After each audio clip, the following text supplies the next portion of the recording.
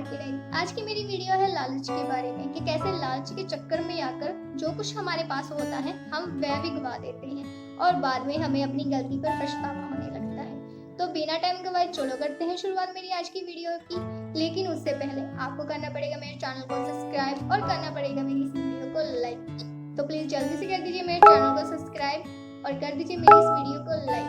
तो चलिए करते हैं शुरुआत वीडियो की। बहुत ही पुराने समय की बात है कि एक मशेरा अपनी पत्नी के साथ एक छोटी सी झोंपड़ी में रहता था। उसका गुजारा बड़ी ही मुश्किल से होता था। वह रोजाना अपना जाल लेकर समुद्र के किनारे जाता और वहां से मछली पकड़कर लेकर आता। जो मछली वह पकड़ता उससे ही वह अपने घर का गुजारा करते थे। एक दिन मछली पकड़ने के लिए वह समुद्र के किनारे गया। उसने जाल को समुद्र में फेंक दिया तो उसे जाल में कुछ फंसा हुआ लगा तो वह तुरंत जाल को ऊपर खींचने लगा। उसने देखा कि एक सुनहरी रंग की छोटी सी मछली थी। वह कोई आम मछली नहीं थी। वह मनुष्य की आवाज में बोली कि हे मनुष्य, मुझे मत पकड़, मुझे समुद्र में ही रहने दो। मैं तुम्हारा ये एहसान कभी नहीं भूलूंगी। अगर तुम्हारी कोई इच्छा हो तो तुम मुझे बता सकते हो। मैं तुम्हारी उस इच्छा को जरूर पूरा करूंगी। तो वह सुनकर मशेरा बोला कि मुझे कुछ नहीं चाहिए, मैं तुम्हें समुद्र में छोड़ देता हूँ। तो उस मशेरे ने उस मछली को समुद्र में छोड़ दिया। उसके बाद वह अपने घर वापस आ गया। जब वह घर आता है तो उसकी पत्नी उससे पूछती है कि आज कितनी मछलियाँ पकड़कर लेकर आए हो।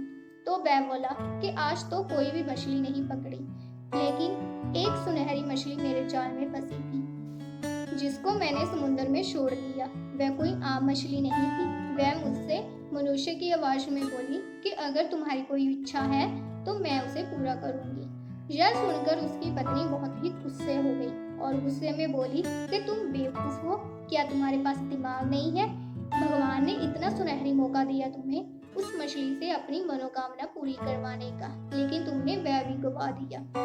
मछली से अपने लिए एक घर मांग लेते। पत्नी के गुस्से से डरकर वह मशेरा फिर समुद्र के किनारे गया और उस मछली को पुकारने लगा। उसकी पुकार सुनकर वह मछली समुद्र के किनारे आई, जिससे उसने अपनी पूरी बात की।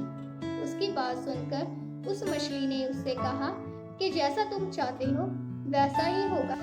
यह सुनकर मशेरा अपनी घर की ओर चलने लगा। तो जब वह घर पहुंचा तो उसने देखा कि उसकी झोंपड़ी की जगह एक 3 मंजिली मकान था।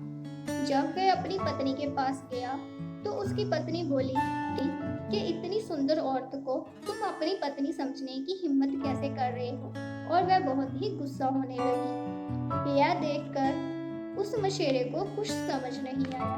कुछ देर के बाद उसकी पत्नी ने मशेरे को अपने पास बुलाया और बोली कि तुम वापस उस सुनहरी मछली के पास जाओ और उसे बोलो कि मेरी पत्नी सारे समुद्र पर राज करना चाहती है और सभी मछलियां उसके हुक्म की पालना करें। यह सुनकर मशेरे ने अपनी पत्नी को बहुत समझाया, लेकिन उसकी पत्नी सुनने के लिए तैयार ही नहीं थी। वह उससे लड़ाई झगड़ा करने लगी तो मजबूर होकर मशेरे को फिर समुद्र किनारे जाना पड़ा और उस मछली को वह पुकारने लगा।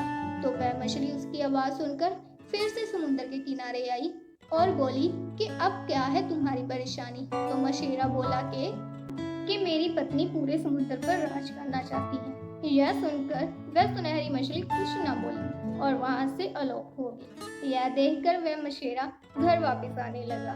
तो वापस आकर उसने देखा कि उसके 3 मंजिली मकान की जगह फिर से वही झोंपड़ी थी और झोंपड़ी में उसकी बीवी बैठकर रो रही थी, जिसे अपनी गलती का पछतावा हो रहा था।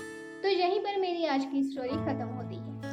तो फ्रेंड, हमें भी लालच नहीं करना चाहिए। जो कुछ हमारे पास है उसी में संतुष्ट रहना चाहिए, इसी में हमारी भलाई होती है। अगर आपको आज की मेरी स्टोरी पसंद आई है तो प्लीज जल्दी से कर दीजिए मेरे चैनल को सब्सक्राइब और कर दीजिए मेरी इस वीडियो को लाइक।